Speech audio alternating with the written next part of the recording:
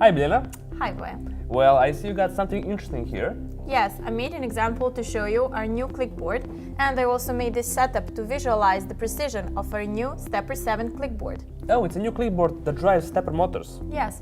Can you tell us something more? Yes. It's an H-bridge bipolar step motor driver. It supports full and half control modes, and it's very precise. It also has thermal protection, kickback voltage protection diodes. It has a wide range of input voltages, reasonably high current capability, and it also has protection against current shoot through the H-bridge. Well, can you tell me something more about this example? Yes, I used MikroMedia+ for STM32, so I can control the maximum speed, the acceleration ratio, and the direction of the stepper motor. Oh, great stuff. I already know where to use it. Oh, that's great. I'm glad you like it. Check more information about this product in the description box below. And don't forget, subscribe.